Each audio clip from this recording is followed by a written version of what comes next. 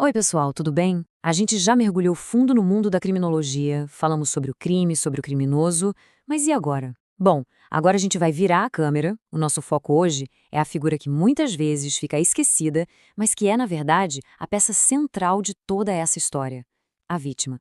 Pensa bem, quando a gente ouve uma notícia sobre um crime, para onde vai a nossa atenção? Geralmente a gente foca no criminoso, na investigação, tenta entender o porquê daquilo ter acontecido, mas e a pessoa que sofreu tudo na pele? Pois é. Hoje o jogo vira.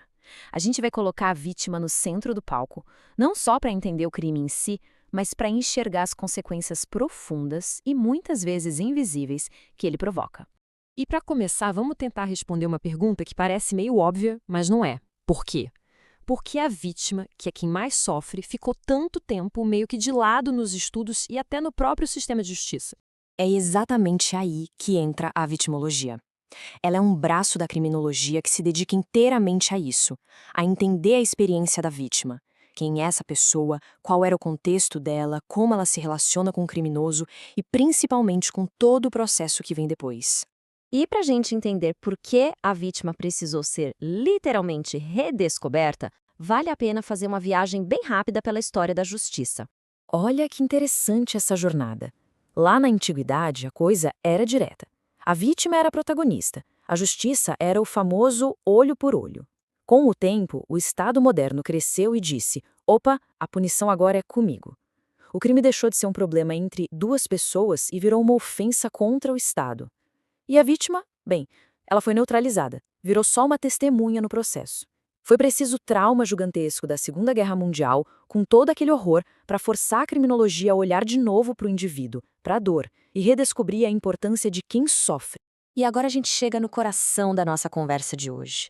O sofrimento de uma vítima não acaba quando o crime termina. Na verdade, muitas vezes, é ali que ele só está começando. Para entender isso melhor, a vitimologia separa esse sofrimento em três processos, três etapas bem distintas. Entender cada uma delas é fundamental para a gente ter a dimensão completa do estrago. Bom, a primeira camada é a mais óbvia, né? É a chamada vitimização primária. É o soco, o roubo do dinheiro, o trauma psicológico imediato. É aquele dano direto, bruto, causado pelo próprio crime. Só que, infelizmente, a coisa não costuma parar por aí. Entra em cena a vitimização secundária, que alguns chamam de sobrevitimização. Sabe o que é isso? É o sofrimento que vem do sistema que, em tese, deveria ajudar. É quando a vítima é tratada com descaso, com frieza, com uma burocracia sem fim, ou, pior ainda, com desconfiança. E esse slide, ele resume isso de uma forma brutal. Imagina uma vítima de violência sexual ouvir uma pergunta como essa numa delegacia. Isso não tem nada a ver com justiça. Isso é uma nova agressão. É o Estado que deveria acolher, causando um segundo trauma, tão ou mais doloroso que o primeiro. E como se não bastasse, ainda existe uma terceira camada, a vitimização terciária. Essa vem da comunidade ao redor, da família, dos amigos, da mídia. É o julgamento velado, o isolamento, a fofoca, a pressão para deixar para lá e não denunciar para evitar a vergonha. É o abandono social. E olha só de onde essa terceira agressão pode vir. Da família, que às vezes quer evitar a exposição. Dos vizinhos que comentam sem saber de nada. Ou até da mídia, que muitas vezes transforma a dor de alguém em um espetáculo e acaba culpando a própria vítima. Além dessas camadas todas de sofrimento, a vitimologia também mostra que a relação entre vítima e agressor pode ser bem mais complexa do que a gente imagina. Benjamin Mendelsohn, que é considerado o pai da vitimologia, criou umas classificações para a gente entender essas nuances.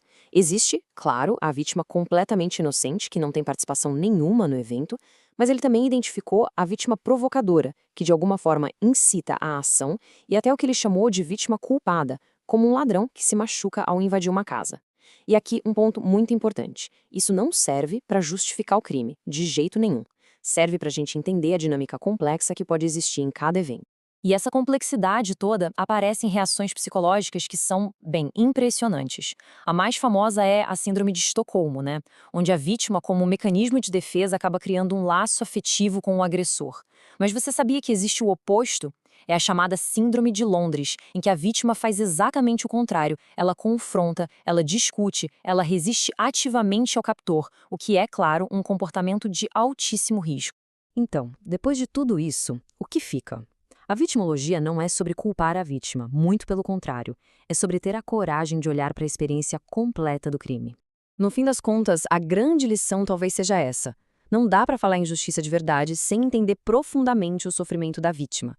Olhar para o crime só pelo ponto de vista de quem cometeu é enxergar só metade da foto, metade da história. Isso tudo leva a gente para uma reflexão final. Agora que a gente sabe que o sofrimento pode continuar muito depois do crime, por causa de palavras, de julgamentos, da indiferença, a pergunta que fica é: como é que nós, como sociedade, como indivíduos, podemos ter certeza de que não estamos, sem querer, contribuindo para essa dor? Então ficamos por aqui, curte, comente e compartilhe. Até o próximo vídeo. Acadêmico Marcos André Zeninte dos Santos Galvão, Academia de Direito.